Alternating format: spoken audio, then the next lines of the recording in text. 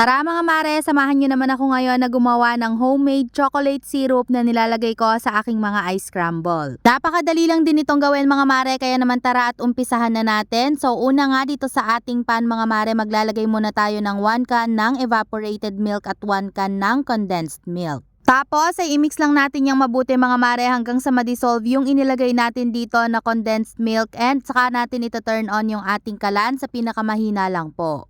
Tapos ay imimix lang natin to mga mare from time to time para po maiwasan natin na kumulo ito ng sobra. At kapag kumulo na yan mga mare, pwede na nating i-add dito yung ating cocoa powder. Naglagay po ako ng 1 pack or 1/2 cup. Pero kung gusto nyo po na mas maging chocolatey ang inyong chocolate syrup, ay gawin nyo ng 1 cup ang inyong cocoa powder. At pagkalagay nga po natin ng ating cocoa powder mga mare, ay hahaluin lang natin to continuously hanggang sa tuluyan na pong ma-dissolve yung nilagay natin dito na cocoa powder. Pagkatapos nga ng ilang minuto mga mare, eto nga at na-dissolve na ng tuluyan yung ating nilagay na cocoa powder. So next naman maglalagay na tayo dito ng ating chocolate bar. At after po nating mailagay yung ating mga chocolate bar, ay hahaluin pa rin natin yan at papakuluan pa natin or lulutuin pa natin ng mga ilang minuto hanggang sa ma-dissolve naman ulit yung ating mga chocolate bar na nilagay. Tapos ay pwede na po nating patayin yung ating kalan at i-rest muna natin to mga mare hanggang sa tuluyan ng lumamig. At kapag po lumamig na, pwede natin yang ilagay sa ref for at least 2 to 3 hours para po mag-set talaga yung ating chocolate syrup.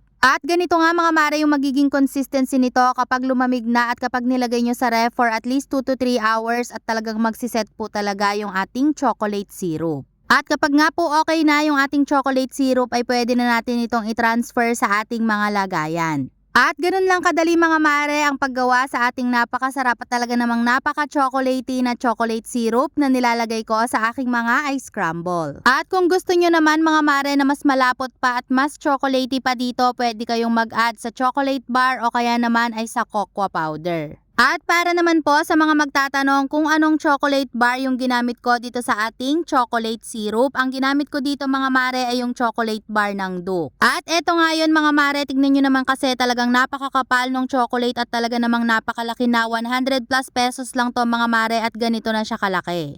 500 grams nga pala itong nabili ko mga mare at tignan nyo naman napakalaki at talaga namang napakakapal ng chocolate. At hindi lang yan mga mare dahil napakasarap din nito. O siya mga mare, kung gusto nyo rin ng ganitong chocolate, ilalagay ko na lang yung link sa comment section o kaya naman i-click nyo na lang po yung basket dyan sa baba para hindi na kayo mahirapang maghanap. At hanggang dito na lang mga mare, thank you so much for watching!